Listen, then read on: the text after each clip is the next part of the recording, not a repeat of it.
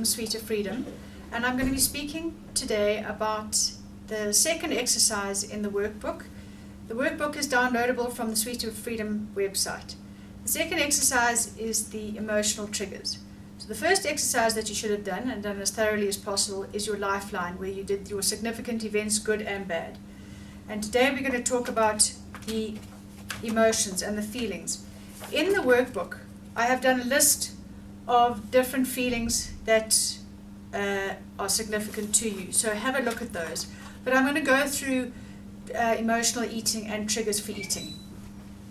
So triggers for eating, it's a way to suppress or soothe negative emotions, such as stress, anger, fear, boredom, loneliness, that type of thing. Major life events, or more commonly the hassles of daily life, can trigger negative emotions that lead to emotional eating and will then obviously lead to the disruption of your weight loss. Emotional eating is using food to make yourself feel better. So eating to satisfy emotional needs rather than to satisfy physical hunger.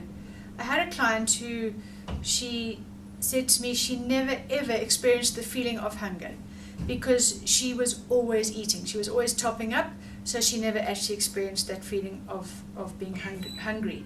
So it really is about tuning into your why. You might reach for chocolate or ice cream or bread when you're feeling down, order a pizza if you're bored or lonely, or choose junk food after a day at work to reward yourself. You may use food as a pick-me-up, but when eating is your primary emotional coping mechanism, when your first impulse is to open the refrigerator when you're stressed, upset, angry, lonely, exhausted, whatever, you get stuck in an unhealthy cycle where the real feeling or problem is never addressed.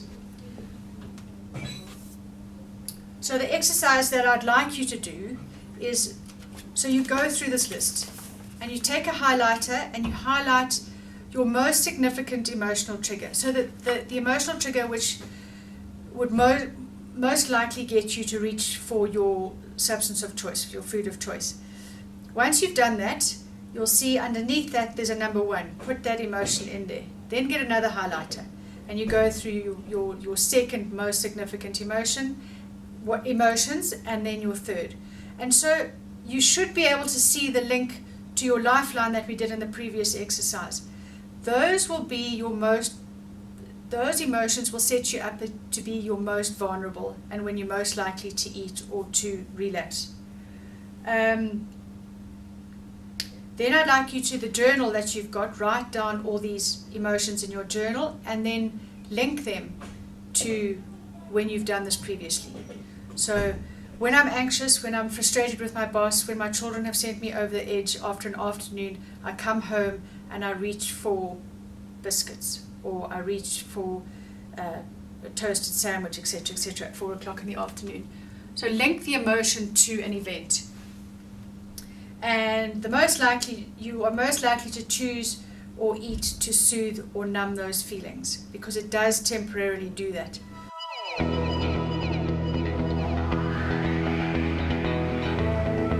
So how does this link to the lifeline? Look at all the negative events on the bottom side of your life, all the circumstances that would have evoked negative feelings.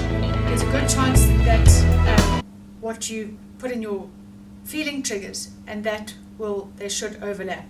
So knowing where your emotions comes from and acknowledging them gives you the power to take responsibility for them and make healthier choices. So even just knowing that feeling, knowing where it's come from, will help you then be able to prevent you reaching for that or keeping your power. And that's really what I encourage you to do, is to keep your power, not hand it over to anybody else or anything else. So no matter how powerless you feel over food and your feelings, it is possible to make positive change.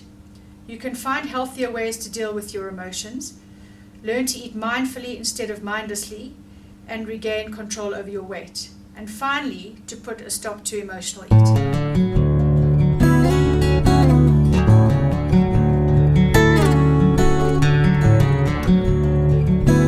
So we've looked at what your trigger emotions would be, and now it's significant to look at what your trigger foods would be.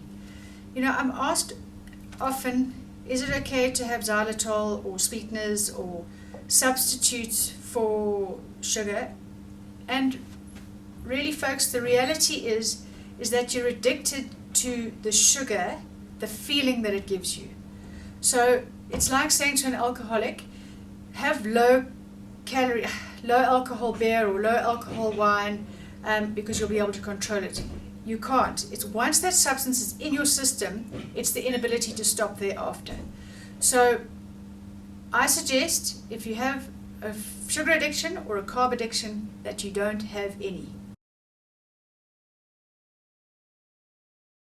Now what I'd like you to do is, in your journal, write down all your trigger foods. And when you're ready, put these trigger foods on your fridge or food cupboard, or wherever you're going to be reminded that they are a no-go zone.